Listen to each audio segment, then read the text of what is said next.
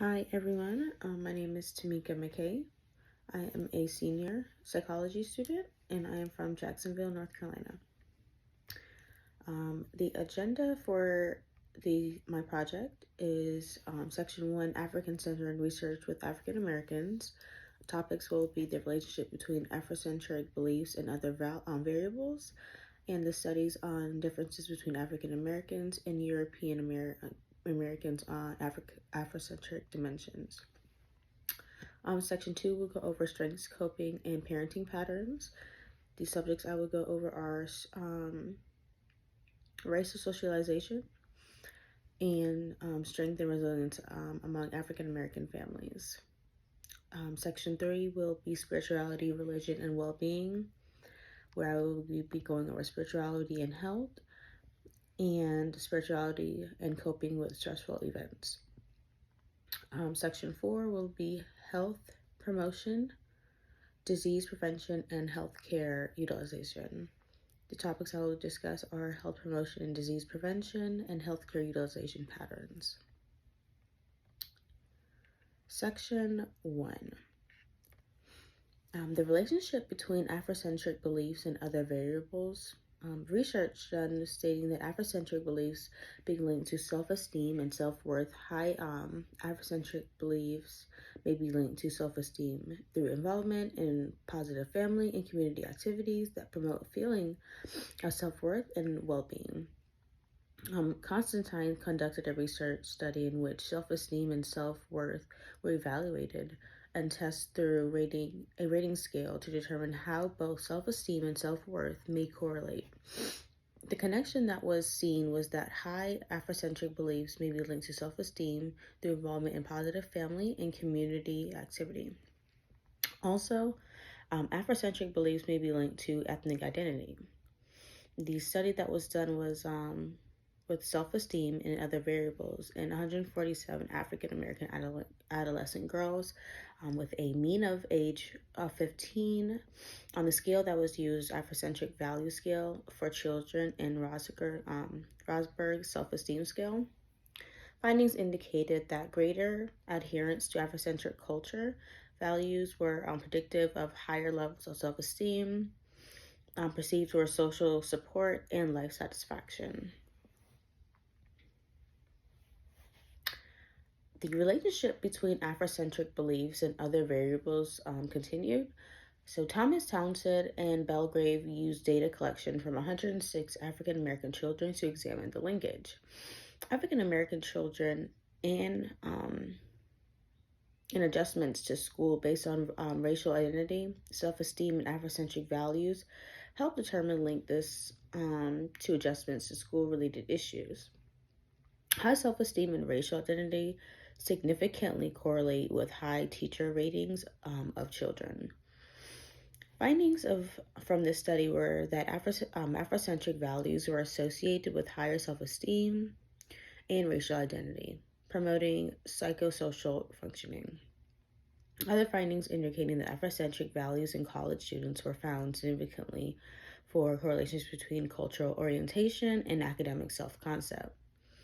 Involvement in cultural relevant school activities such as cultural congruent behaviors. Studies on differences between African Americans and European Americans on Afrocentric dimensions. Differences between African Americans and European Americans can be seen in many different ways. Through adaptive functioning, we can correlate these differences. Studies with Ellison examining classroom learning preferences among African Americans and whites to determine learning preferences. Scales such as the social independence were used and examined cooperative, competitive, and individualist learning. Findings suggest that African Americans reported higher performance for cooperative learning than white peers. These suggest that the differences are indeed present within African Americans involving behavior in worldwide dimensions, and we can see that in between African Americans and Europeans in a classroom setting in a learning environment that there are differences. Section 2, we will be becoming strength and resilience among African American families. Hill describes 5 strengths of African American families, one being strong achievement orientation, strong work orientation, flexible family roles, strong kinship bonds, and religious orientation. A topic in section 2, racial socialization. Racial socialization is actually the process in which African American parents will try to embed their children into societal norms. And these normally are done by making children aware of their race and themselves as Black people in America. And the goal is to prepare the child for hostile environments that they may encounter sometime in their life. Typically, mothers are the ones to influence the extent of racial socialization compared to fathers, which is due primarily to maternal responsiveness. Also, higher levels of education can increase likelihood of socialization. Racialized socialization, studies by Bonkin and Tom stated that the process of socialization is related to identity. This initiated the concept that African Americans are socialized through 3 experiences in order to achieve racial identity. Qualifications for meeting racial identity qualifications indicated that African Americans needed to participate in mainstream American culture, necessarily skills to live in America and achievement skills, teaching Black children about being an ethnic minority and prepare them for an oppressive environment. This would inevitably build self-confidence. And then finally is the socialization the child within the Black cultural experience. Things such as historical events in the family can also promote racial socialization. Section 3, spirituality and health. Spirituality and religion beliefs are common within the Black community. The connection to these concepts helps protect individuals from effects of stress on health. There has been a link to high practices to spirituality and good health. Black religious institutions and churches provide support and expand social support networks. Some studies looking at the traumatic experiences for Black suggest that with spirituality, Blacks tend to be more connected to a higher power, which leads them to higher levels of satisfaction, less levels of stress, and a greater functioning ability. Research on the development of African American adolescents. We are looking at chronicle ages from 11 to 14, 15 to 16, and 17, and then into early 20s. These are vital ages for the Black American, and research has done to look at hostile environments in adolescence to determine limitations within the age ranges. Section 4, we will go over healthcare utilization patterns. Availability within the Black community to resources affects the community severely.